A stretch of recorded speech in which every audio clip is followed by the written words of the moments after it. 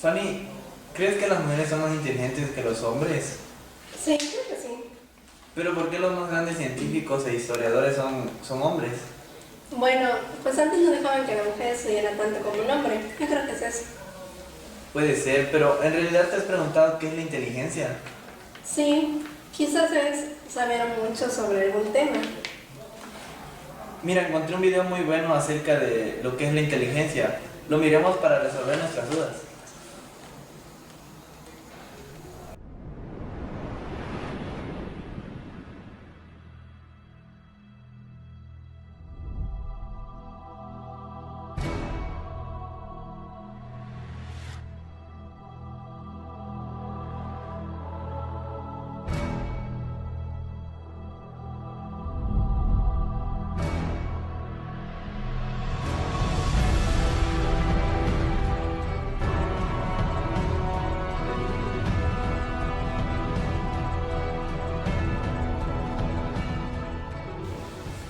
¿Qué es en realidad la inteligencia?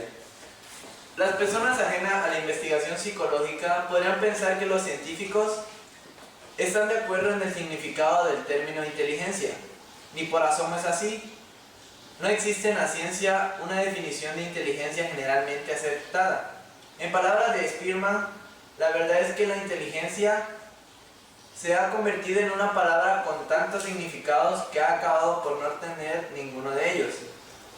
Intentar una definición requiere además establecer previamente si existe en verdad una capacidad unitaria y general que podamos llamar inteligencia, o si por el contrario estamos aplicando esa etiqueta a una serie de habilidades que poco tienen que ver entre sí.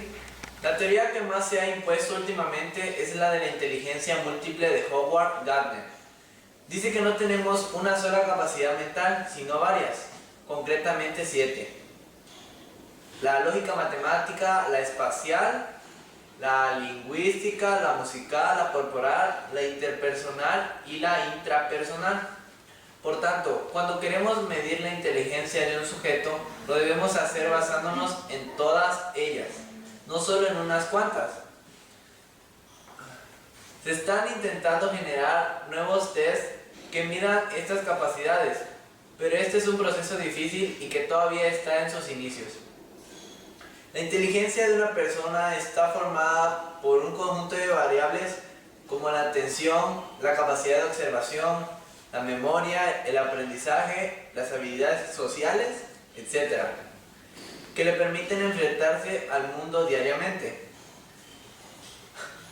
El rendimiento que obtenemos de nuestras actividades diarias depende en gran medida de la atención que les prestemos, así como de la capacidad de concentración que manifestemos en cada momento.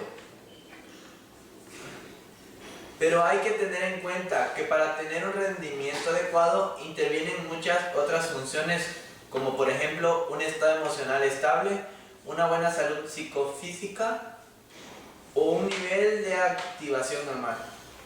Definamos inteligencia. La inteligencia es la capacidad de asimilar, guardar, elaborar información y utilizarla para resolver problemas, cosa que también son capaces de hacer los animales e incluso los ordenadores. Pero el ser humano va más allá, desarrollando una capacidad de iniciar, dirigir y controlar nuestras operaciones mentales y todas las actividades que manejan información. Aprendemos, reconocemos, relacionamos, mantenemos el equilibrio y muchas cosas más sin saber cómo lo hacemos. Pero tenemos además la capacidad de integrar estas actividades mentales y de hacerlas voluntarias. En definitiva, de controlarlas, como ocurre con nuestra atención o con el aprendizaje, que deja de ser automático como en los animales para focalizarlo hacia determinados objetivos deseados. La función principal de la inteligencia no es solo conocer, sino dirigir el comportamiento para resolver problemas de la vida cotidiana con eficacia. Hasta ahora, la interpretación errónea de que la inteligencia solo servía para resolver problemas matemáticos o físicos había dejado de lado las capacidades personales de resolver problemas que afectan a la felicidad de personas o a la buena convivencia social. ¿Cómo se transmite la inteligencia? Al comentar los equívocos referentes a la interpretación del consciente de inteligencia, se adelantaba ya uno de los grandes problemas en el estudio de la inteligencia, la cuestión herencia-ambiente. ¿Los niños heredan genéticamente la inteligencia de sus padres, como se afirma desde la postura nativista? ¿O es la educación lo que determina el nivel intelectual de las personas, como defienden los ambientalistas? Galton, ferviente defensor de la superioridad intelectual de la raza blanca y muy especialmente la nobleza inglesa, observó que los jueces, estadistas y científicos de su época solían contar entre sus antepasados con otros jueces, estadistas y científicos. Él consideró que este hecho era prueba suficiente de que la inteligencia se heredaba. Este argumento contiene dos errores muy comunes entonces. El primero es considerar que el éxito social es lo mismo que la inteligencia.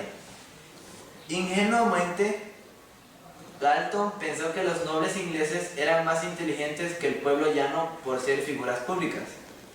El segundo error, aún más grave, es pensar que el hecho de que algunas características aparezcan en sucesivas generaciones de sujetos las convierte por fuerza en heredada biológicamente. Si exceptuamos a Binet y sus seguidores, la tendencia general hasta mediados del siglo XX ha sido la de atribuir las inteligencias a los genes. La disputa herencia-ambiente se alarga ya más de un siglo y los argumentos utilizados en ella no siempre se han cimentado en la experimentación científica, sino también en creencias infundadas, prejuicios sociales e intereses políticos. El desarrollo de la inteligencia. La pedagogía es la ciencia que estudia la educación humana y elabora técnicas que faciliten el aprendizaje. Los pedagogos muestran gran interés en los diferentes aspectos relacionados con la inteligencia y sus factores condicionantes, tanto psicológicos, biológicos como socioculturales. Algunos de estos condicionantes son factores hereditarios. El carácter hereditario no significa una relación lineal ni que se encuentre predeterminado. La combinación de genes ofrece multitud de posibilidades.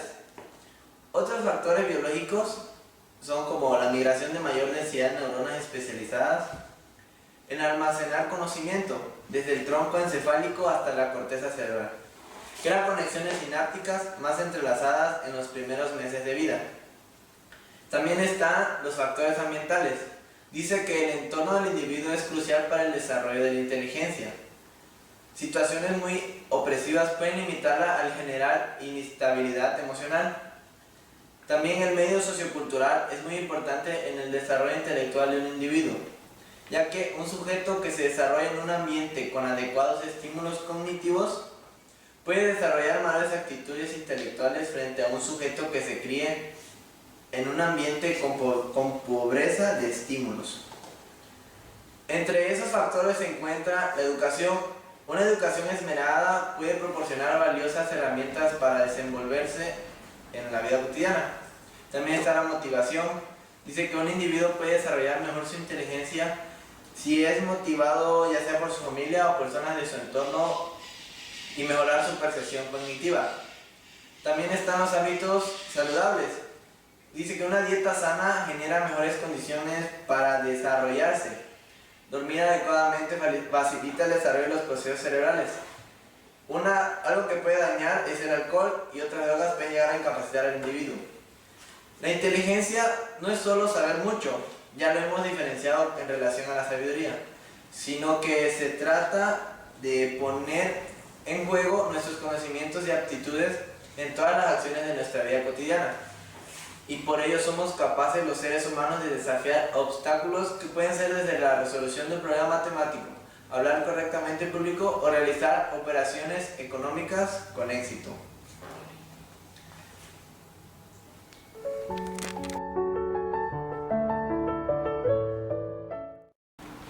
Bueno, yo les voy a hablar sobre la fisiología de la inteligencia.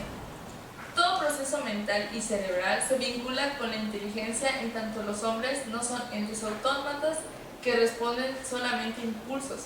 Esto quiere decir que se vincula con la inteligencia mientras no sean máquinas artificiales, como un robot, ya que éste no puede pensar ni aprender por su propia cuenta. Y teniendo en cuenta que cada proceso tiene que ser aprendido y pensado, ya que se tiene que hacerse de forma inteligente para lograr resultados apropiados y efectivos. Desde una perspectiva fisiológica, la inteligencia es la capacidad mental para razonar, planear, resolver problemas, pensar en abstracto, aprender, comprender ideas y el lenguaje. Según los investigadores, la inteligencia no es una única capacidad mental, sino que consiste en un conjunto de capacidades relativamente independientes. En otros campos, generalmente perciben el concepto de inteligencia sobre una perspectiva mucho mayor. Por ejemplo, en la psicología, el estudio de la inteligencia generalmente entiende que este concepto no comprende la creatividad, la personalidad, el carácter o la sabiduría. Por lo tanto, podemos decir que la inteligencia es el factor individual que dota al ser vivo que la posee de capacidad de sobrevivir y reproducirse mediante el aprendizaje. La inteligencia, como ocurre con otras capacidades del cerebro como son la creatividad y la memoria, engloba a varios procesos mentales entrelazados que no han sido completamente descifrados por la fisiología. La inteligencia humana es una capacidad que abarca una sumatoria de condiciones que la hacen única como fuente creativa o imaginativa. Su definición no es fácil y muchas veces se suele confundir con la astucia que un individuo pueda desarrollar. No debe confundirse, ya que la sabiduría que un sujeto pueda llegar a obtener es producto del uso de la inteligencia. Atendiendo a una postura fisiológica, se puede definir inteligencia como un estado cognitivo elevado que consiste en múltiples procesos mentales dirigidos por zonas psicocognitivas y neuronales, que es la capacidad sináptica, y que permite realizar un análisis e interpretación del entorno en forma abstracta, es decir, que tiene la capacidad de abstracción. La inteligencia humana es la única que puede desarrollar capacidad abstracta, de imaginar y crear elementos nuevos, además de copiar y adaptar elementos preexistentes para su propio proceso homeostático o de equilibrio mental y cerebral, permitiendo desarrollar muchas tareas y funciones. En muchas ocasiones se ha pensado que el tamaño del cerebro incide en las capacidades del pensamiento y la inteligencia de las personas. Una investigación científica de la Universidad de California afirma que algunas regiones del cerebro dependen de la herencia genética y que su tamaño puede estar relacionada directamente con la inteligencia. La investigación se centra en dos componentes del cerebro, conocidos como la sustancia gris y la sustancia blanca, especialmente ricas en tejidos nerviosos y en las conexiones que permiten a las células comunicarse. Esta teoría tiene controversias, pero lo que sí es seguro, afirma el psicólogo Nelson Ricardo Vergara, es que en la medida que la persona desarrolle más y efectivas conexiones neuronales durante la etapa de primera infancia, que es de 0 y hasta antes de cumplir los 6 años, incluso desde la gestación, aportará elementos fisiológicos y estructurales del cerebro, fundamentalmente para el aprendizaje y el desarrollo cognitivo que le permita a la persona tener una mejor actitud y mayor éxito ante los retos que plantea la vida. De todas formas, el cerebro condiciona la inteligencia humana, pero esto no solo depende del tamaño del cerebro, sino de la utilidad y estímulo efectivo que se da al cerebro. Es así que se podría pensar que en el caso de no tener un tamaño excelente o ideal, si se puede hacer uso adecuado de los recursos cerebrales, del mismo modo que aunque se tenga un tamaño ideal del cerebro, pero se priva a la persona de estímulos y momentos de aprendizaje, este cerebro, por ideal tamaño que tenga, se puede atrofiar e impedirle a la persona un mejor desenvolvimiento en su vida. Con respecto a la relación entre el tamaño del cerebro y el nivel de inteligencia, el neurocientífico Paul Thompson, investigador principal de la Universidad de California en Los Ángeles, ha advertido que no se puede utilizar el tamaño del cerebro como indicador de la inteligencia de la persona, pero como media estadística la idea se sostiene. Bueno, ahora les voy a hablar sobre las bases neurológicas de la inteligencia humana. Según Paul MacLean, el cerebro humano está formado por 3 cerebros integrados en uno. A esto se le conoce como el cerebro triuno. Estos cerebros son el reptiliano, el sistema límbico y la neocorteza. Cada una de estas áreas del cerebro ejerce diferentes funciones que en la última instancia son responsables por la conducta humana. Bueno, el primero, que es el cerebro reptiliano, se caracteriza por la acción que tiene como función principal la de controlar la vida emotiva, la cual incluye los sentimientos, el sexo, la regulación endocrina, el dolor y el placer. Las inteligencias del comportamiento del sistema reptiliano son 3. La primera es la inteligencia básica, que es la capacidad de movernos hacia algo o alejarnos de ello. Es ser capaz de imitar y de inhibir algo o alguien que esté a nuestro alrededor. La inteligencia de los patrones es la capacidad de adquirir conciencia las huellas que condicionan nuestro comportamiento y desarrollo, aceptándolas o cambiándolas. Y la tercera es la inteligencia de los parámetros. Es la capacidad de reconocer, transformar y extender los ritmos, rutinas o rituales de la vida. Bueno, ahora les voy a hablar sobre el cerebro neocorteza. En este tiene lugar donde se llevan a efecto los procesos intelectuales superiores. La neocorteza se convierte en el foco principal de atención en las lecciones que requieren generación o resolución de problemas, análisis y síntesis de información, del uso del razonamiento analógico y del pensamiento crítico y creativo.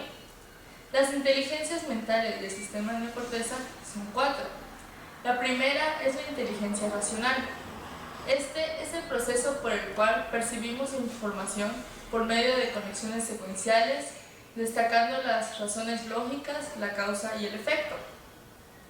La segunda es la inteligencia asociativa. Este es el proceso que nos permite percibir información por medio de conexiones al azar. Es yuxtaponer o asociar información. La tercera es la inteligencia espacial, visual y auditiva. Este es el proceso de percibir en imágenes o en sonidos. Y la cuarta es la inteligencia intuitiva. Este es el proceso directo, sin el uso de la razón, es conocer desde adentro.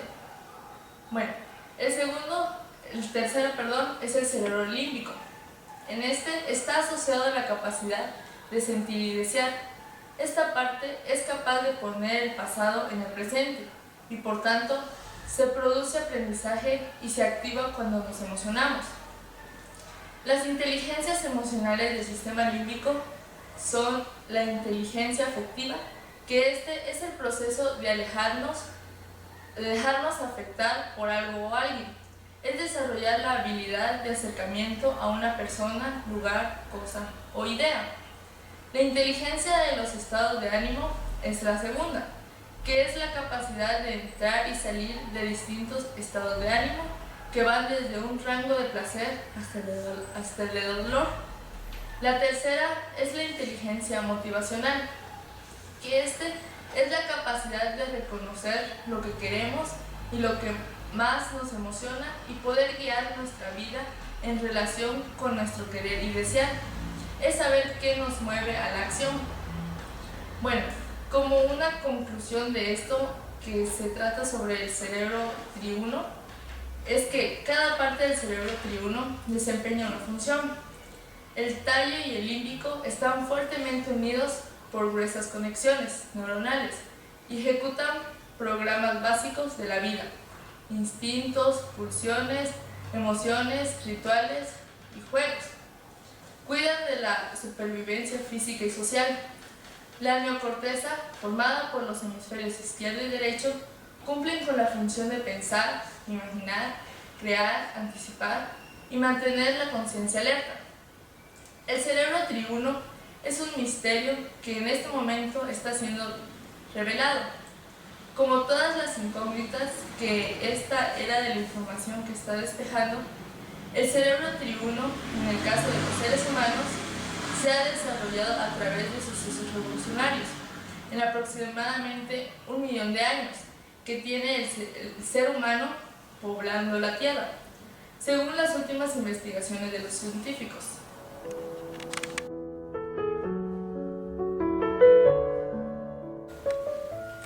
Seguramente cuando escuches escuchan la palabra inteligencia, ¿se les viene a la mente una imagen de la escuela o recuerdan alguna persona que conozcan que tenga muy buenas notas en la escuela? Pero este concepto es equivocado. Lo que pasa es que existen diferentes tipos de inteligencias y tenemos algunas más desarrolladas que otras. Existen varias clasificaciones para las inteligencias. Aquí les voy a hablar de las más importantes. La primera es de Robert Sternberg, que es un psicólogo educativo que ha determinado 3 clases de inteligencia, de naturaleza completamente diferente cada una de ellas y que tienen solamente un nexo común, que es el individuo tiene que pensar. La primera de ellas es la inteligencia práctica, el proceso cognitivo de la selección de una respuesta de adaptación al medio, basado en la utilización de soluciones anteriores o conservadas en la memoria, mediante la cual se sustituyen unos elementos previos por otros nuevos, es decir, vamos creando aprendizajes. La segunda sería la inteligencia creativa, es aquel proceso cognitivo de selección de una respuesta de adaptación al medio, que está basado en la elaboración de un producto o un proceso nuevo mediante la combinación de productos o procesos previos. Y la tercera es la inteligencia lógica, que es un proceso cognitivo de selección de una respuesta de adaptación al medio que está basado en el análisis y la comparación de los diversos elementos que intervienen y constituyen en el contexto. La segunda teoría de las que les voy a hablar es la más aceptada actualmente. Habla de que la inteligencia se define como la capacidad de entender o comprender, pero que no hay una sola, sino que hay varios tipos. Muchas veces depende de los valores o de la cultura de cada sociedad. Otras veces depende de las funciones, aptitudes o actitudes de una persona, del que la usa o la define. Estas son las claves para saber todo sobre ella. Tradicionalmente se ha visto la inteligencia como una sola identidad inherente o que está muy unida a cada uno de nosotros, y en diferentes grados. En el año de 1983, Howard Gardner, que es un psicólogo estadounidense reconocido por sus teorías acerca de la inteligencia, amplió el concepto de la inteligencia al decir que esta es la capacidad desarrollable y no solamente algo innato de resolver problemas o elaborar productos que sean valiosos en una cultura o en varias. Así, él estaba quitando la etiqueta de que son inteligentes solamente a los que consideramos como intelectuales. Estaba dando cabida a una serie de latentes que antes no habían sido reconocidos. La teoría de Gardner no estaría completa si no hubiera formulado en el año de 1983 el término de inteligencias múltiples, en el cual se agrupan 8 tipos de ellas. Para definir cada ámbito de la inteligencia, Gardner estudió el desarrollo de habilidades en los niños y la forma en que se descomponen las diferentes capacidades en casos de daño cerebral. Observó cómo se manifiesta cada una de las inteligencias dentro de la cultura del individuo. Por ejemplo, se demuestra que una inteligencia lingüística escribiendo poesía en una cultura y contando historia de otras. La inteligencia no solamente se reduce a lo académico, sino que es una combinación de todas las inteligencias. Ser hábil en el deporte o en las relaciones humanas implica algunas capacidades que desgraciadamente no están seriamente contempladas en los programas de formación académica. En la teoría de Gardner se describen 8 tipos de inteligencias. Son la inteligencia lingüística, lógica matemática, naturalista, corporal o sinestésica, intrapersonal, interpersonal, musical y espacial. La inteligencia lingüística es considerada una de las más importantes, ya que en ella se utilizan ambos hemisferios del cerebro y es la que caracteriza a los escritores. El uso amplio del lenguaje es una parte esencial para el desarrollo de este tipo de inteligencia. Pero se preguntarán, ¿qué pasa en nuestro cerebro cuando tenemos desarrollada esta inteligencia? En los aspectos biológicos, en nuestro cerebro tenemos un área específica que se llama área de Broca, que es la responsable de la producción de oraciones gramaticales. Una persona con esta área lesionada puede comprender palabras y frases sin problemas, pero tiene dificultades para construir frases más sencillas. Al mismo tiempo, otros procesos mentales pueden quedar completamente ilesos.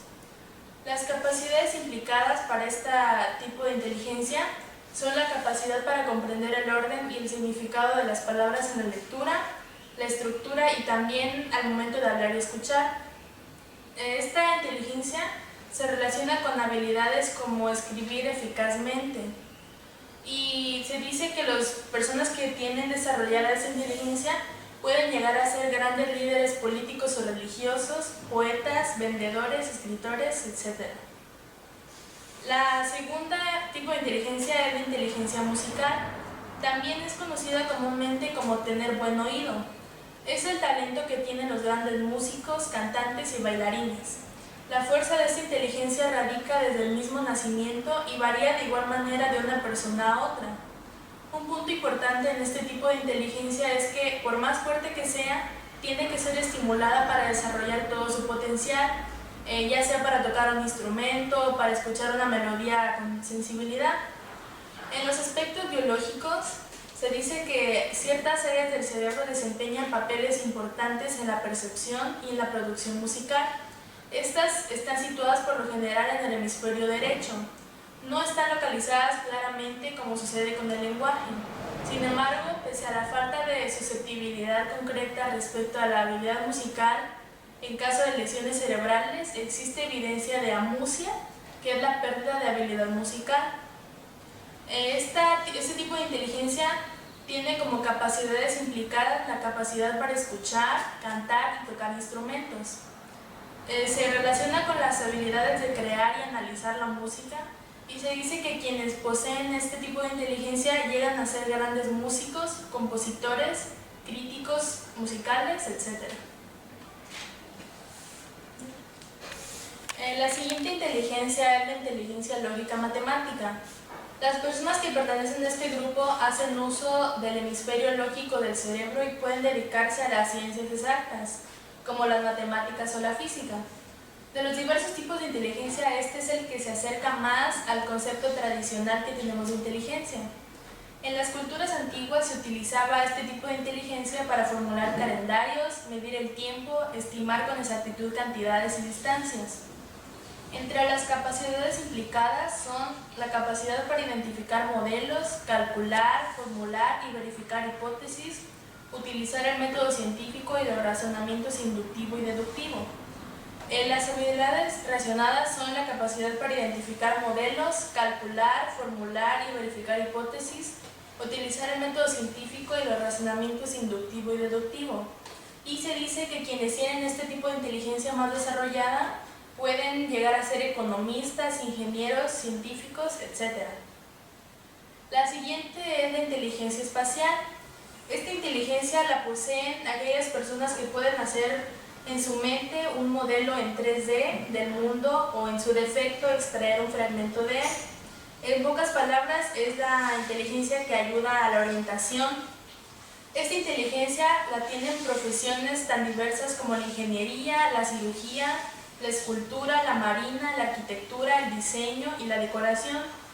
Por ejemplo, algunos científicos utilizaron bocetos y modelos para poder visualizar y decodificar la espiral de una molécula de ADN.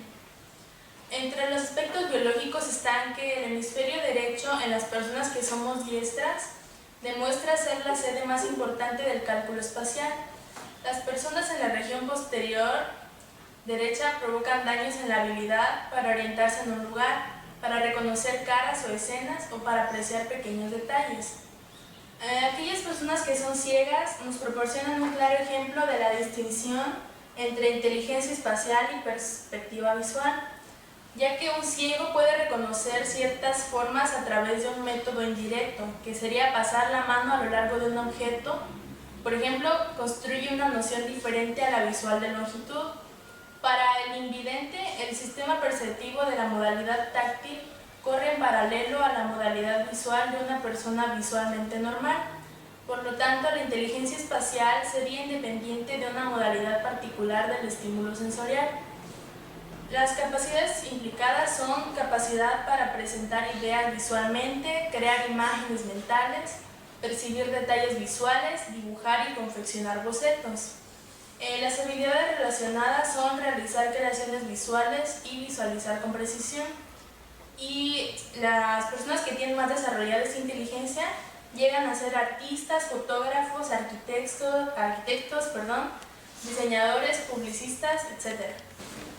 El siguiente tipo de inteligencia es la inteligencia corporal o inteligencia kinestésica. Los kinestésicos tienen la capacidad de utilizar su cuerpo para resolver problemas o para realizar actividades. Dentro de este tipo de inteligencia se encuentran los deportistas, los cirujanos, los bailarines. Una actitud natural de este tipo de inteligencia se manifiesta a menudo desde que son niños. En los aspectos biológicos, el control del movimiento corporal se localiza en la corteza motora y cada hemisferio domina o controla los movimientos corporales correspondientes al lado opuesto. Por ejemplo, en los diestros, el dominio de este movimiento se suele citar en el hemisferio izquierdo. La habilidad para realizar movimientos voluntarios puede resultar dañada incluso en individuos que puedan ejecutar los mismos movimientos de forma refleja o involuntaria. La existencia de apraxia específica constituye una línea de evidencia a favor de una inteligencia cinética corporal. Entre las capacidades implicadas son capacidad para realizar actividades que requieren fuerza, rapidez, flexibilidad, coordinación óculo-manual y equilibrio. Y las habilidades relacionadas son utilizar las manos para crear o hacer reparaciones, expresarse a través del cuerpo, etc. Las personas que poseen este tipo de inteligencia pueden llegar a ser escultores, cirujanos, actores, modelos, bailarines, etc. El siguiente tipo de inteligencia es la inteligencia intrapersonal. Esta inteligencia nos permite formar una imagen precisa de nosotros mismos. Nos permite poder entender nuestras necesidades y características, así como nuestras cualidades y efectos. Y aunque se dijo que nuestros sentimientos sí deben ayudar a guiar nuestra toma de decisiones, debe existir un límite en la expresión de ellos. Este tipo de inteligencia es funcional para cualquier área de nuestra vida, es decir, esta inteligencia es la que nos ayuda a conocernos a nosotros mismos. Entre los aspectos biológicos están que los lóbulos frontales desempeñan un papel central en el cambio de la personalidad. Los daños en el área inferior de los lóbulos frontales pueden producir irritabilidad o euforia. En cambio, los daños en la parte superior tienden a producir indiferencia, languidez y apatía, o sea, una personalidad depresiva. Entre los afásicos que se han recuperado lo suficiente como para describir sus experiencias, se han encontrado testimonios consistentes. Aunque pueda haber existido una disminución del estado general de alerta y una considerable depresión debido a su estado, el individuo no se siente a sí mismo una persona distinta, sino que reconoce sus propias necesidades, carencias, deseos e intenta atenderlos lo mejor posible. Entre las capacidades implicadas, la capacidad para plantearse metas, evaluar habilidades y desventajas personales y controlar el pensamiento propio. Las habilidades relacionadas son meditar, exhibir disciplina personal, conservar la compostura y dar lo mejor de nosotros mismos. Aquellos que poseen más desarrollada esta inteligencia pueden ser individuos maduros que tienen un autoconocimiento rico y profundo. La inteligencia interpersonal es lo contrario a la inteligencia intrapersonal de la que ya les hablé, ya que este tipo de inteligencia nos permite entender a los demás. Está basada en la capacidad de manejar las relaciones humanas, la empatía con las personas y reconocer sus motivaciones, razones y emociones que los mueven. Esta inteligencia por sí sola es un complemento fundamental de las anteriores, porque tampoco sirve de nada si obtenemos las mejores calificaciones, pero elegimos mal a nuestros amigos y en un futuro a nuestra pareja. La mayoría de las actividades que a diario realizamos dependen de este tipo de inteligencia, ya que están formadas por grupos de personas con los que deberíamos relacionarnos. Por eso es indispensable que un líder tenga este tipo de inteligencia y que además haga buen uso de ella. Entre los aspectos biológicos, todos los indicios proporcionados por la investigación cerebral sugieren que los lóbulos frontales desempeñan un papel importante en el conocimiento interpersonal. Los daños en esta área pueden causar cambios profundos en la personalidad, aunque otras formas de resolución de problemas puedan quedar inalteradas. Por ejemplo, una persona no es la misma después de la lesión. La evidencia biológica de la inteligencia interpersonal abarca factores adicionales que a menudo se consideran excluyentes de la especie humana. La primera sería la prolongada infancia de los primates, que establece un vínculo estrecho con la madre, favorece el desarrollo intrapersonal. Después, la importancia de la interacción social entre los humanos que demandan participación y cooperación, la necesidad de cohesión al grupo, de liderazgo, de organización y solidaridad, surge como consecuencia de la necesidad de supervivencia. Entre las capacidades implicadas están trabajar con gente y ayudar a las personas a identificar y superar problemas. Habilidades relacionadas son capacidad para reconocer y responder a los sentimientos y personalidades de los otros. Y quienes tienen más desarrollada esta inteligencia pueden ser administradores, docentes, psicólogos, terapeutas, entre otras. Y la última de las inteligencias es la inteligencia naturalista. Este tipo de inteligencia es utilizado cuando observamos y estudiamos la naturaleza. Los biólogos son quienes más la han desarrollado. La capacidad de poder estudiar nuestro alrededor es una forma de estimular este tipo de inteligencia, siempre fijándonos en los aspectos naturales con los que vivimos. En 1995 esta inteligencia se añadió, por lo tanto antes se hablaba de los 7 tipos de inteligencias de Gardner. Bueno, en tipos de inteligencias hablaremos de la inteligencia emocional. ¿Qué es? Bueno, la inteligencia emocional es la capacidad que tenemos para identificar y manejar las emociones, superar obstáculos y también para tener relaciones interpersonales. La inteligencia emocional tiene pilares. El primero es conocer las propias emociones. Sócrates dijo una vez, conócete a ti mismo.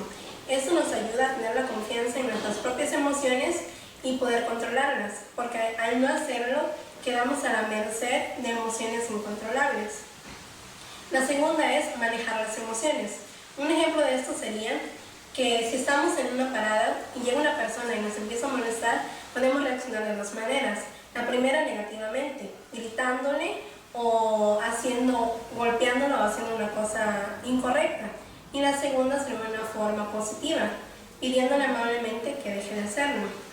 Aquí podemos ver que la inteligencia emocional está ligada tanto en el cerebro como en el corazón, que son las emociones. Nosotros percibimos las emociones y manejamos las emociones. El tercero es motivarse a sí mismo. Nosotros tenemos emociones tanto negativas como positivas. La gente que tiene una inteligencia emocional alta puede manejar su problema o la situación de una manera positiva y llevar y sacar de eso algo bueno. Encaminamos las emociones y las motivaciones consecuentes. La cuarta es reconocer las emociones de los demás.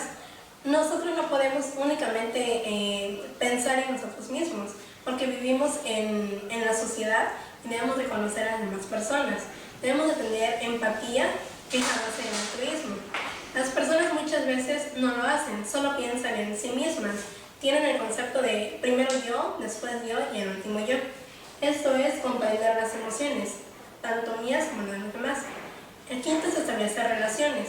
Nosotros con emociones positivas podemos hacer relaciones interpersonales buenas, pero muchas veces la gente que tiene una inteligencia emocional negativa, lo primero que piensa es, seguramente esa persona busca algo de mí, y no decimos, ¿qué puedo aportar yo para esa relación? Eso lo podemos ver generalmente con gente que desde pequeños han sido muy tímidos. Cuando alguien se acerca, lo primero que piensa, esa persona no tiene algo bueno para mí, sino solamente busca algo negativo a mi vida. Eso es utilizar las emociones. Debemos utilizar nuestras emociones positivamente con los demás. Las personas con una pésima inteligencia emocional no saben controlar sus emociones. Esto está mal y desde pequeños se puede desarrollar esa habilidad. La inteligencia en sí no se puede cambiar porque no es flexible, pero la inteligencia emocional sí. Cada día podemos ayudarnos a crecer y tener emociones positivas. Al no tener una inteligencia emocional implica no saber relacionarse con los demás. Nosotros como seres humanos necesitamos de las demás personas y siempre debemos de tener buenas relaciones y aprender a hacerlo. Bueno, Immanuel Kant dijo una vez que se mide la inteligencia del individuo por la cantidad de incertidumbres que es capaz de soportar. Eso lo podemos resumir en que si nosotros tenemos, un ejemplo sería, si estamos en una situación económica terrible, no tenemos ni un peso ni para comer y tenemos mañana que pagar una deuda de 10,000 pesos y no hayamos qué hacer, lo primero que queremos es llegar y deprimirnos. Tenemos ese hecho o esa capacidad de decir no puedo hacer nada, aquí me voy a quedar, ya no tengo ninguna solución. Pero si nosotros cambiamos nuestro punto de vista y decimos, quizás en ese momento no tengo dinero para pagar mi deuda, pero puedo llegar a un acuerdo o decirle que de otra forma le pagaré, nosotros cambiamos nuestro punto de vista y también cambiamos el hecho, es decir, pasamos de algo negativo a algo positivo. Nosotros cambiamos la emoción, llegamos a tener una inteligencia muchísimo mayor y así también cambian nuestras reacciones. Ya no reaccionamos de una forma negativa, que podría ser, quizás no tenía dinero, puedo ir a asaltar a alguien o robar. Cuando cambiamos nuestra emoción y pasamos a algo positivo, tenemos una opción más para pagar o para hacerlo. Eso es lo que hacen las personas inteligentes emocionalmente. Cambian el punto de vista, cambian el hecho a algo positivo, a algo que pueden hacer, algo que pueden realizar. No se quedan estancados en no puedo hacer nada. Siempre intentarán buscar una solución o llegar a un acuerdo en ese hecho negativo. Bueno, ahora hablaremos sobre qué es la inteligencia artificial. Como ya lo hemos dicho, la inteligencia está vinculada a saber elegir las mejores opciones para resolver algún tipo de problemas o situación. Bueno, también debemos de saber qué es la inteligencia artificial. Bueno, la inteligencia artificial se ocupa del diseño y creación de máquinas capaces de tener comportamientos inteligentes, es decir, intenta imitar la mente humana. Lo que mucha gente ha tratado de hacer es que la máquina pueda responder o los robots puedan responder a situaciones tales como lo hacen el ser humano, saber tomar ciertas decisiones en momentos prescindibles o de una situación de peligro. La gente se ha dado cuenta que no es lo mismo ser capaz de llevar a cabo tareas puntuales, es decir, tareas que ya están dictadas de cómo debemos responder, y a ser inteligentes, que es lo que hace el ser humano. El ser humano, cuando está en algunas situaciones, sabe cómo responder o intenta buscar la solución. Lo que hacen los robots es que, como ya tienen un sistema programado, sabe que en esta situación responderé de esta manera, no puede ir más allá porque está limitado. La gente se ha preguntado que hacia dónde nos lleva la inteligencia artificial. Bueno, la inteligencia artificial tiene algunas partes negativas. Una de ellas es que la inteligencia artificial tiene falta de emociones. Lo podemos ver muchas veces en que a un robot se le dice que debe de tomar cierta decisión en esta situación.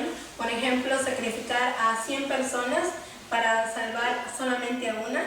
El robot lo que hará será sacrificar a las 100 personas. No lo piensa porque ya está dictado lo que debe de hacer. En cambio, el ser humano lo que hace es, muchas veces, empieza a pensar qué es lo mejor que debo de hacer. ¿Será bueno o será malo? Siempre está eso, entre el bien y el mal. Es lo que el robot no puede hacer. Y también que tiene falta de creatividad. El ser humano en situaciones dice, no únicamente responderé entre sí y no, sino que puedo buscar más posibles respuestas a esta situación. En cambio, el robot no lo puede hacer. Finalmente, podemos decir que la inteligencia humana supera por mucho la inteligencia artificial, ya que los humanos tenemos la capacidad de tener emociones, de sentir y de llevar nuestras respuestas a un mayor nivel, lo que no puede hacer la inteligencia artificial.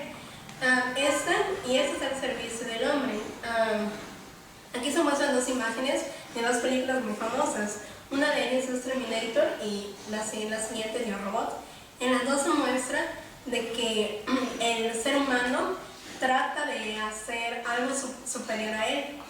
En la de Yo Robot podemos ver que las máquinas están a nuestro servicio, pero que al final tienen una reacción mayor a la nuestra, tienen un mayor razonamiento. Es lo que muchas personas en estos tiempos es lo que tienen miedo, de que los robots nos superen y lleguen a dominar a nuestra raza, lo que es casi imposible, ya que no se le puede poner a una máquina la acción de razonar o de sentir, ya que son predispuestos a lo que nosotros pensamos, solamente tienen un orden en que reaccionarán.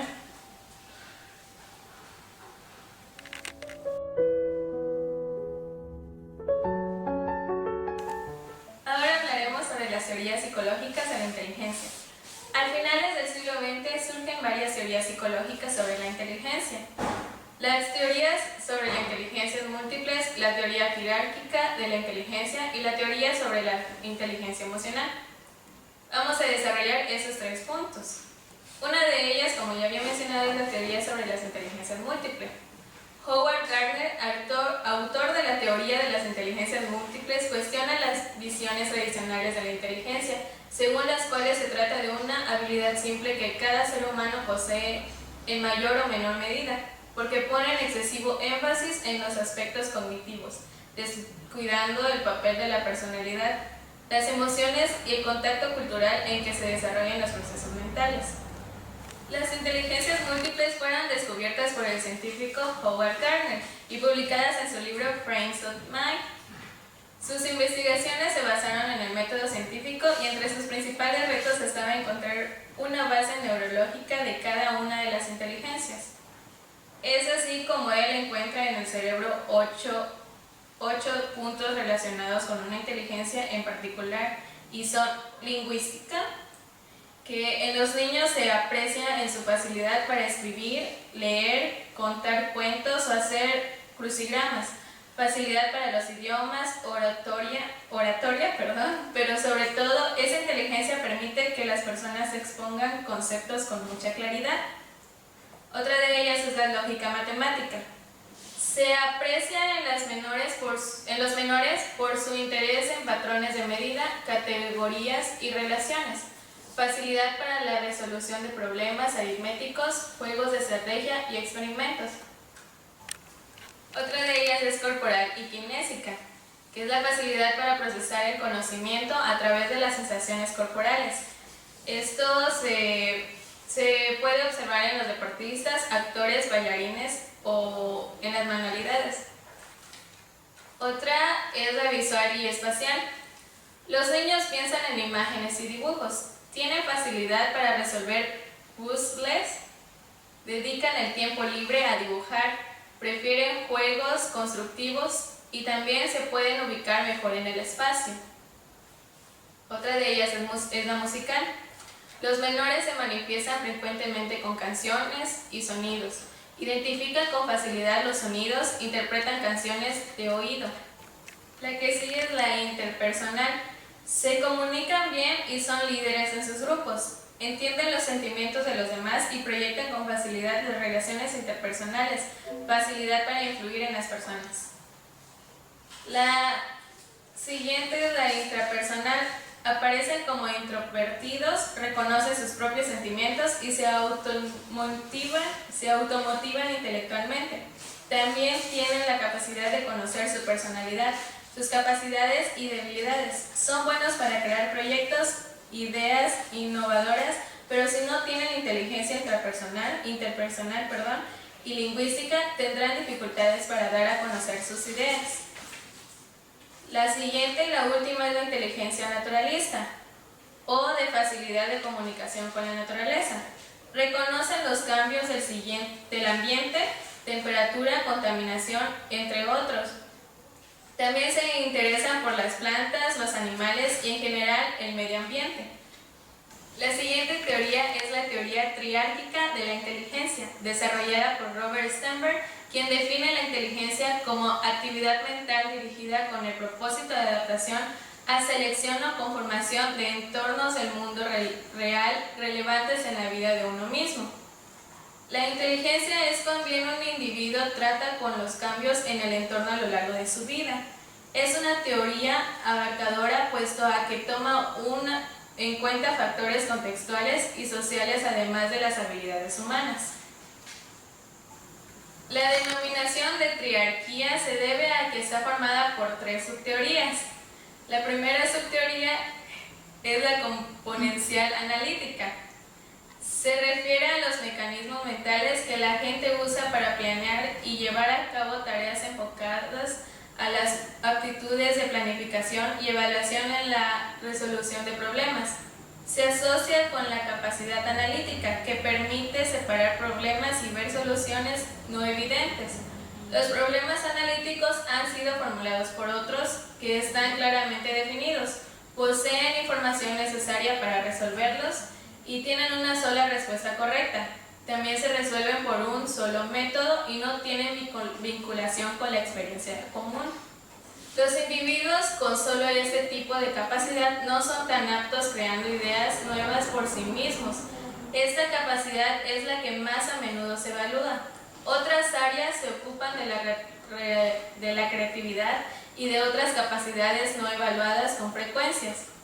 Por ejemplo, un estudiante puede tener excelentes resultados de examen y cursos de primaria, pero más adelante puede tener apuros en secundaria por no ser hábil en crear ideas por sí misma. Extenberg asocia el funcionamiento de la mente a una serie de componentes. Componente, que es unidad fundamental de análisis, definido como un proceso elemental de información que opera en las representaciones internas de objetos y símbolos. Son unidades fundamentales de la inteligencia. El componente traduce una sensación en una representación conceptual y la transforma en una respuesta motora o en una nueva representación conceptual. Los componentes se dividen en metacomponentes de rendimiento y de adquisición de conocimiento. Los metacomponentes son los procesos ejecutivos usados en resolución de problemas y toma de decisiones que implican la mayor parte de la capacidad de gestión de nuestra mente. Dicen a la mente cómo actuar. Sus funciones son selección de los componentes de ejecución, selección de las formas de representación, selección de una estrategia para combinar componentes, selección de una proporción entre velocidad y precisión, supervisión de la solución, hacer la valoración cualitativa y apropiada de los resultados. Los componentes de rendimiento llevan a cabo realmente las acciones que dictan los metacomponentes. Su número es amplio y la utilización viene determinada por la demanda del problema.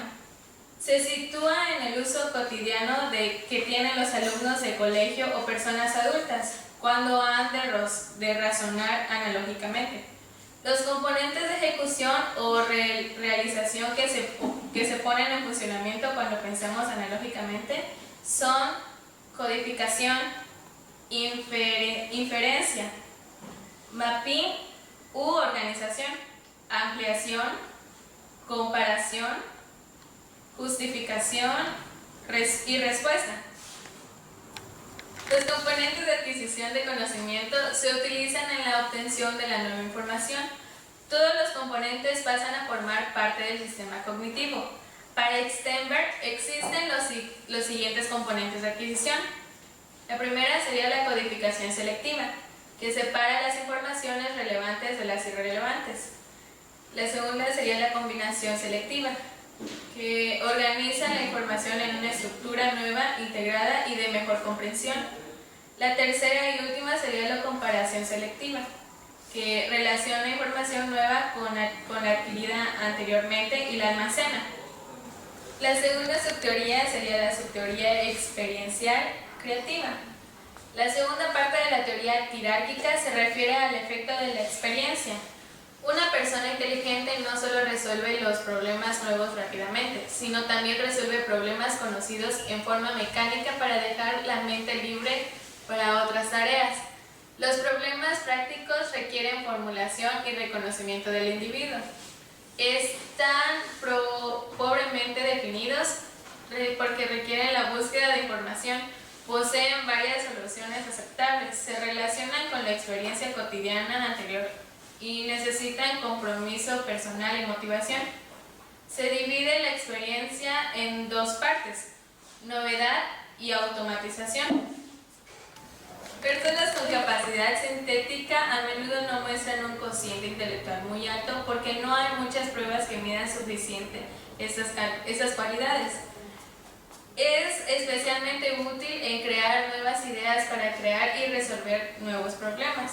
Por ejemplo, un estudiante que no se desempeña tan bien en las pruebas de la secundaria puede ser becada para la universidad basándose en sus habilidades creativas e intuitivas excepcionales y más tarde crear nuevas ideas para la investigación. La tercera subteoría es la práctica contextual.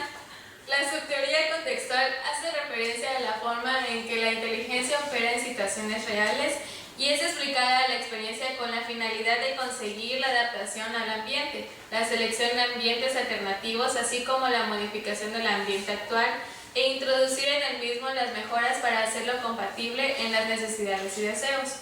El sentimiento común depende en gran medida de lo que Stenberg llama el conocimiento tácito, que son todas las cosas de suma importancia que jamás se enseñan en la escuela.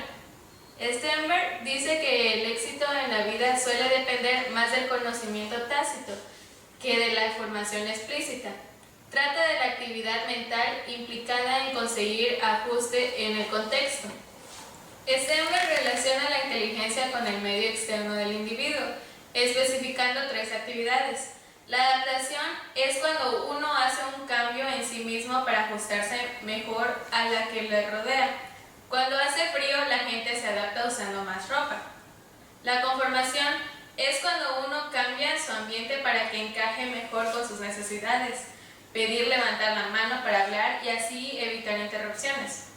El proceso de selección se emprende cuando se encuentra un ambiente alternativo totalmente nuevo para sustituir un ambiente anterior que era insatisfactorio para las metas del individuo. Por ejemplo, los migrantes dejan sus países en busca de una vida mejor. Implica el aplicar habilidades sintéticas y analíticas a las situaciones diarias. La gente prácticamente dotada es magnífica en su capacidad de tener éxito en cualquier situación. Por ejemplo, un estudiante sin capacidades analíticas o cinéticas excepcionales puede ser altamente acertado en imaginar lo necesario para tener éxito en un ambiente académico. Sabe qué clase de investigación es valorada, cómo impresionar a la gente en las entrevistas. La tercera teoría es la teoría sobre la inteligencia emocional. Daniel Goleman, que es un psicólogo norteamericano, bajo el término de inteligencia emocional, reconoce el pensamiento de numerosos científicos del conocimiento humano que cuestionan el valor de la inteligencia racional como predictor de éxito en las tareas concretas de la vida, en los diversos ámbitos de la familia, los negocios, la toma de decisiones, el desempeño profesional, entre otros. Citando numerosos estudios, Goleman concluye que el coeficiente intelectual no es un buen predictor del desempeño exitoso. La inteligencia pura no garantiza un buen manejo de las vicisitudes que se presentan y que es necesario enfrentar para tener éxito en la vida. El concepto de inteligencia emocional enfatiza el papel preponderante que ejercen las emociones dentro del funcionamiento psicológico de una persona cuando ésta se ve enfrentada a momentos difíciles y tiene tareas importantes, como los peligros, las pérdidas dolorosas, la persistencia hacia una meta a pesar de los fracasos, el enfrentar riesgos, los conflictos con un compañero en el trabajo. En todas estas situaciones hay una involucración emocional que puede resultar en una acción que culmine de modo exitoso o bien interferir negativamente en el desempeño final. Cada emoción ofrece una disposición definida a la acción, de manera que el repertorio emocional de la persona y su forma de operar influirá decisivamente en el éxito o fracaso que obtenga en las tareas que comprenda. Este conjunto de habilidades de carácter socioemocional es lo que Goleman definió como inteligencia emocional. Esta puede dividirse en 2 áreas. Una de ellas es inteligencia intrapersonal, que es la capacidad de formar un modelo realista y preciso de uno mismo, teniendo acceso a los propios sentimientos y usarlos como guías en la conducta. La segunda es la inteligencia interpersonal, que es la capacidad de comprender a los demás, que los motiva, cómo operan, cómo relacionarse adecuadamente. Capacidad de reconocer y reaccionar ante el humor, el temperamento y las emociones de los otros.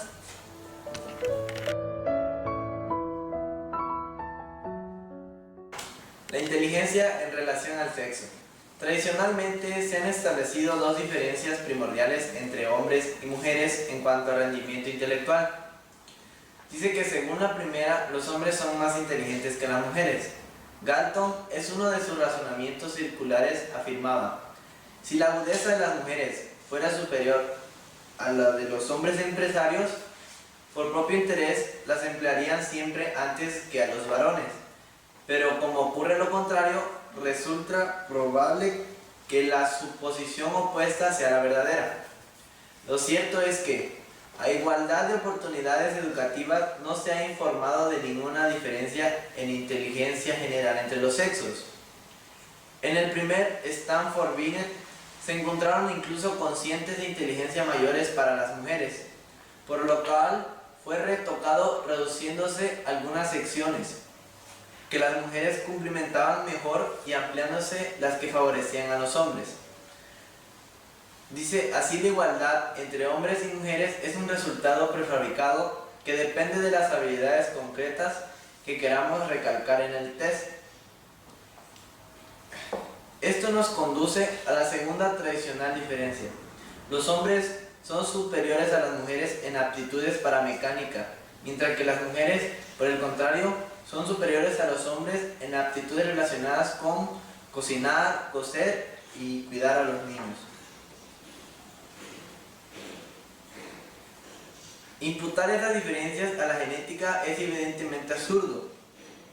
Hay en cambio pruebas de que los niños obtienen puntuaciones más altas que las niñas en capacidad espacial y matemáticas, mientras que las niñas superan a los niños en aptitudes verbales y en memoria, sin que se haya determinado si las diferencias son biológicas o producidas por el ambiente. Probablemente los diferentes papeles que la sociedad depara a hombres y mujeres son causa de la mayor parte de las diferencias observadas. Bueno, a propósito de la condición intelectual, podemos decir que las mujeres son muchísimo más inteligentes que los hombres. ¿Por qué? Bueno, según el paso del tiempo nos hemos dado cuenta que las mujeres tienen un mayor intelecto que los hombres. ¿Por qué se ha dado esto? Bueno, las mujeres desde hace mucho tiempo pueden hacer varias cosas al mismo tiempo. Es decir, tanto pueden estar cuidando a sus hijos, como cocinando, como muchas veces viendo la televisión o haciendo otras cosas. A diferencia de los hombres, que cuando hacen una actividad solamente pueden hacer eso. Las mujeres pueden esforzarse en hacer una tarea y hacer muchísimo más. ¿Por qué se ha dado esto? Bueno, porque las mujeres intentamos superar las limitaciones que la sociedad nos ha puesto. En cuanto a habilidades, nosotros manejamos mejor, porque tenemos mayor capacidad de ver o prestar atención a varias cosas al mismo tiempo y obtenemos mejores resultados académicos, porque le ponemos mayor empeño y tenemos la habilidad de hacerlo con mayor precisión, y es lo que los hombres no. Muchas veces ellos buscan lo práctico y la mujer no busca eso. Nuestra debilidad es a la hora de orientarnos. Un hombre se puede decir que se orientan muchísimo mejor que nosotras. Los investigadores creen que eso se ha dado porque la sociedad le exige a la mujer muchísimo mayor esfuerzo que a un hombre. Es decir, un hombre no se ve pendiente de sus hijos, o está cocinando, o hace la limpieza, o tiene que trabajar. El hombre únicamente hace una cosa y solamente en eso se empeña. Y la mujer no, ella cuida del entorno familiar, lo que nos hace más inteligentes. Otra teoría ha sido que la mujer siempre ha sido ligeramente más inteligente, pero la inteligencia no es genética. Nuestra inteligencia se ha perfeccionado hasta ahora, porque con el paso del tiempo, mayor exigencia, hacemos más cosas que lo que hace el hombre comúnmente.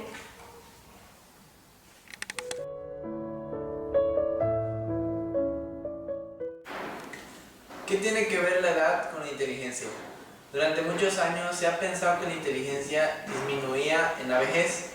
Esa creencia es parcialmente falsa. Lo que se reduce con la edad es la velocidad para responder, lo que hace que los puntos en las pruebas de coeficiente de inteligencia disminuyan.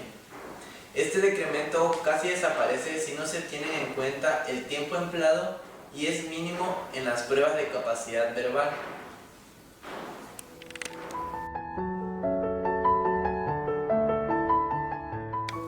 Ahora les voy a hablar sobre los trastornos de la inteligencia. Está como primero la demencia, que es un trastorno de la inteligencia que se caracteriza por déficit intelectual provocados por una degeneración del tejido intelectual. La demencia, por tanto, es un trastorno adquirido que consiste en que el ser humano pierde una capacidad que ya había adquirido. Desde el punto de vista etiológico, la demencia es debida a una lesión orgánica. Los factores causales más frecuentes son enfermedades degenerativas del sistema nervioso central, la arteriosclerosis, tumores cerebrales y los traumas cerebrales. La demencia se clasifica en varios tipos, que es la demencia senil. Esta es la pérdida de la capacidad adaptativa. Esta se define como el estado terminal de la demencia y lo más característico de este trastorno es que se puede apreciar a simple vista. Lo que se produce es la culminación de un debilitamiento psíquico global, profundo que altera las funciones intelectuales básicas y desintegra las conductas sociales del paciente. Es un trastorno progresivo. Otra es la demencia media. Esta es menos evidente que la senil, aunque también es apreciable. Se caracteriza por disminución de la capacidad de rendimiento, trastornos de la conducta que se manifiestan en un cambio del comportamiento habitual de la persona. Pierde la capacidad de concentración y atención. Aparecen trastornos de la memoria y trastornos en la orientación.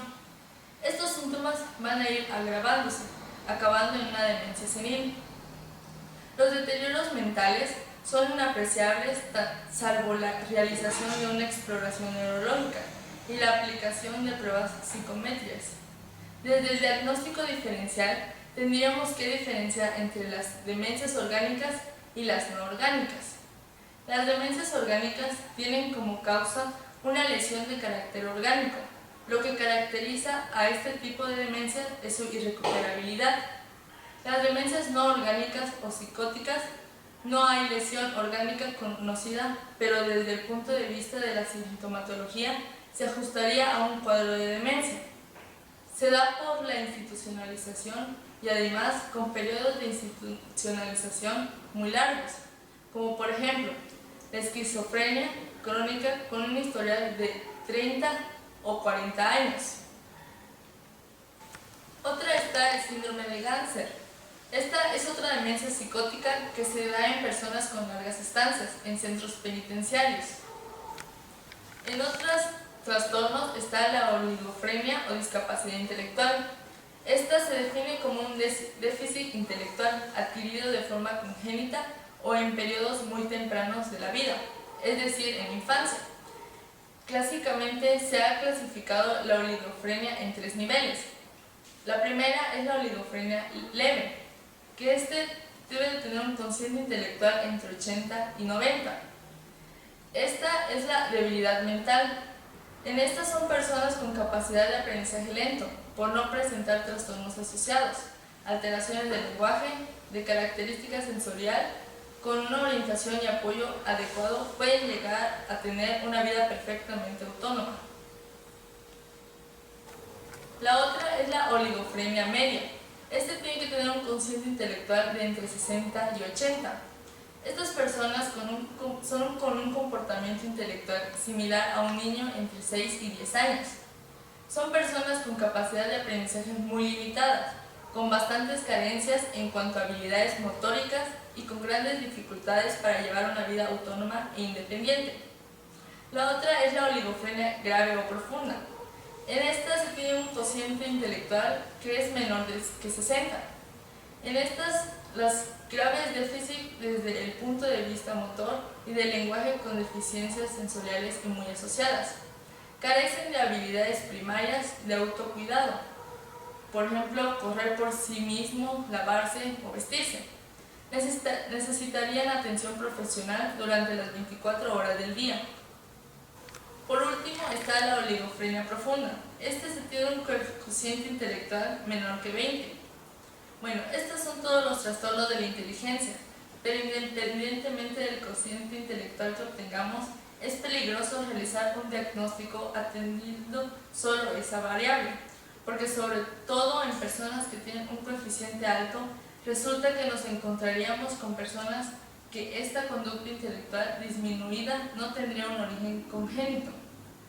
Por otro lado, la OMS, que es la Organización Mundial de la Salud, clasifica el trastorno de la inteligencia en función del coeficiente intelectual CI, que expresa la relación entre la edad mental y la edad cronológica.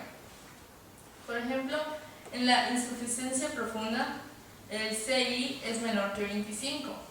En la severa, el CI es menor que 40.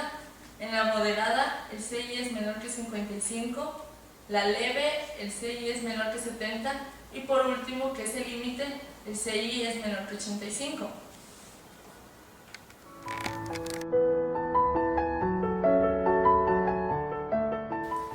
Bueno, ahora hablaremos sobre qué son los tests de inteligencia, o también conocidos como test de CI o IQ, que son pruebas cuyo principal objetivo es medir la inteligencia del individuo. Aquí tenemos dos. Uno de ellos es cuando el individuo ve ciertas imágenes, debe de tener una respuesta rápida y se mide tanto para adultos como para niños. Los dos son diferentes. No se puede medir el coeficiente intelectual entre un niño y un adulto de la misma manera, por la diferencia de edades y por la diferencia de madurez. Bueno, el IQ o el IC es la capacidad que tiene el hombre para responder a ciertas actividades o circunstancias. Okay, cuando se estima el CI de un niño, se debe estar teniendo en cuenta la edad y de acuerdo a los parámetros de esa misma edad cuenta. Si no, se está incurriendo en un grave error de cálculo. Bueno, el CI se puede mejorar a través del entrenamiento con más pruebas de la misma, pero siempre hay un techo para el rendimiento, es decir, no podemos avanzar o tener una mayor respuesta. Aquí podemos ver, que el IQ más alto que hay es de Albert Einstein, que es de 160, todavía no se ha podido superar. Las personas, si se hace un cálculo de 100 personas, el IQ estimado que hay, cuando una persona tiene 15 o 16 puntos más arriba de lo que tuvo las demás personas, se puede decir que tiene una inteligencia mayor a lo normal. Pero cuando está por encima del 98% de la población, se dice que esas personas son superdotadas. Es decir, que su IQ llega a un punto determinado demasiado alto o mayor al que generalmente se tiene. Hay algunas formas de cómo aumentar el IQ. Bueno, una de ellas es escuchar al menos 10 minutos a Mozart, hacer deporte y también tomar alcohol, aunque de manera muy poca o no tanto, porque lo que hace el alcohol es ayudar al habla, es decir, suelta más la facilidad de palabra. Cuando nos presionamos a nosotros mismos, por lo general se tiene una respuesta muy rápida, es lo primero que pensamos, no se tiene una habilidad de razonamiento.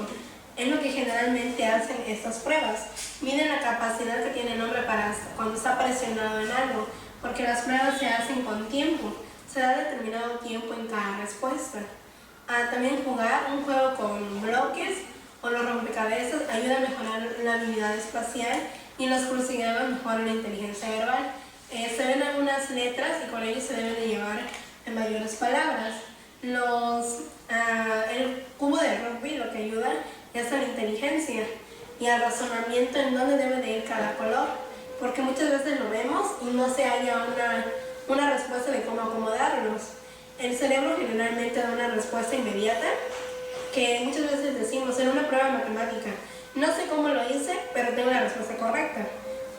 El cerebro lo hace de manera instantánea. En nuestro razonamiento no lo observamos. Se dice por eso que los niños tienen su capacidad de visión o de razonamiento es muchísimo mayor a la de la persona, porque la persona adulta ya tiene un sistema, es decir, lo hago de esta forma no salgo, pero el niño tiene una capacidad más amplia, es decir, no lo encuentro de esa manera, voy a la siguiente y puede seguir intentando, lo que el individuo con cierta edad ya no puede hacerlo, porque su parámetro ya está marcado, ya no puede salirse de lo que generalmente hace. Por eso se dice que las personas son cuadradas, porque no salen del límite que ya se planteó, a diferencia de lo que hace una persona de menor edad.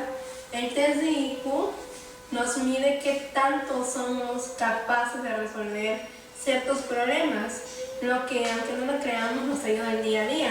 Nos enfrentamos siempre a diferentes problemas y muchas veces por no actuar de una manera rápida o de una forma concisa, la decisión que tomamos es errónea o llega a afectarnos en nuestra vida.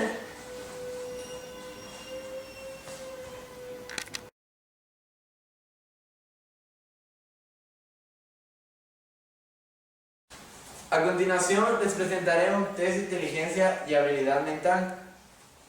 Deberán responder a 5 preguntas que medirán tu grado de inteligencia y agilidad mental. Comencemos. La primera pregunta dice: tienes que entrar a una habitación fría y oscura. Solo tienes un fósforo. Ahí hay una lámpara de aceite, una vela y una hoguera, esperando para ser encendidas. ¿Qué encenderías primero? Piensen.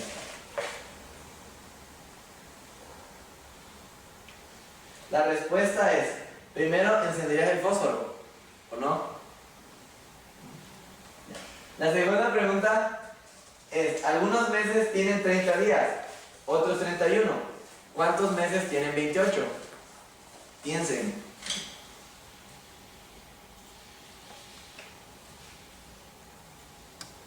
La respuesta es que todos los meses tienen 28 días. O sea, ¿tienen más de 28 o menos de 28? La tercera pregunta. 3. Van por la calle 4 hombres gordísimos, tapándose con un paraguas muy pequeño, pero no se mojan. ¿Por qué? La respuesta: los 4 gorditos no se mojan porque no está lloviendo. Cuarta pregunta. ¿Cuántos animales de cada especie llevó Moisés en el arca? Piensen. La respuesta es: ninguno. No era Moisés el del arca, fue Noé. Quinta pregunta.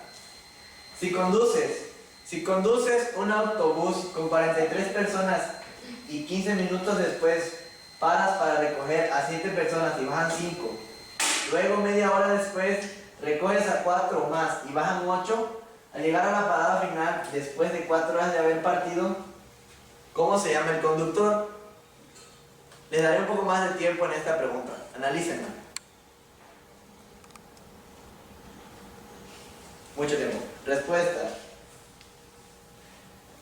Te dije que tú eres el conductor, así que el nombre era el tuyo. Así, con estos pequeños exámenes o test de inteligencia puedes descifrar si eres inteligente o no. Tú sabrás cómo te habrá ido.